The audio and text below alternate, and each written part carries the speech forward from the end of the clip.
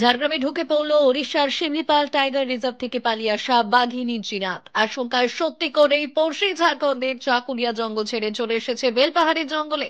3 বছরের রয়্যাল বেঙ্গল টাইগারের গলায় রেডিও কলার থাকায় তার অবস্থান সম্পর্কে নিশ্চিত হয়েছেন বন দপ্তরের কর্তারা। রাজ্য বন দপ্তর সূত্রে খবর, বৃহস্পতিবার 7 সকালে চাকুলিয়ার জঙ্গল সংলগ্ন বেলপাহাড়ির জঙ্গলে ঢুকেছে জিনাত।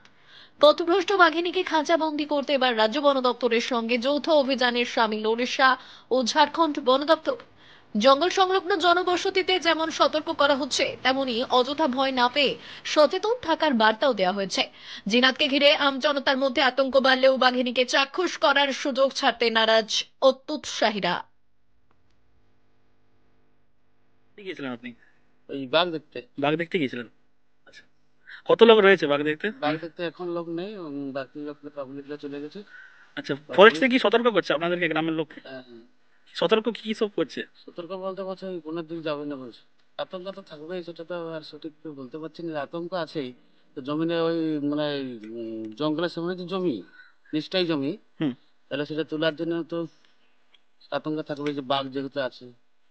এখন আমি দেখিনি, কিন্তু গ্রামে তো আতঙ্ক আছে। আতঙ্ক রয়েছে। কোন কোন এলাকায় ঘুরেছেন? আমি সব এলাকাতেই ঘুরি, সব আচ্ছা। সব গ্রামে ঘুরছি। আচ্ছা, বাঘে বেরিয়েছে, আতঙ্ক একটা আপনার মধ্যে তো রয়েছে। আছে, কিন্তু অতটা এখন জঙ্গলের ভিতরে আছে, অতটা ভয় লাগে না অবশ্যই, কিন্তু আমার সামনে পড়ে গেলে তো ভয়ের একটা কারণ আছে। আচ্ছা। ঝাড়খণ্ডের জঙ্গলে কম বেশি 13 দিন ছিল জিনাত, আর তারপরই ঢুকে পড়ল ঝাড়গ্রামের বেলপাহাড়ির জঙ্গলে। আশঙ্কার সত্যি করেই বাঘিনী ঢোকায় জঙ্গল লাগোয়া সড়কে রাজ্য বন দপ্তরের টহলদারি ভ্যানের আনাগোনা বেড়েছে। অপ্রীতিকর পরিস্থিতি এড়াতে কাটুচুয়া ডুগলিটিহার জঙ্গলের সাধারণের প্রবেশেও জারি হয়েছে নিষেধাজ্ঞা। আচ্ছা, ফরেস্ট থেকে কি সতর্ক করেছে আপনাদেরকে? কি কি বলেছে ফরেস্ট থেকে? আচ্ছা, ওখানে কি ফরেস্টের লোক রয়েছে? হ্যাঁ।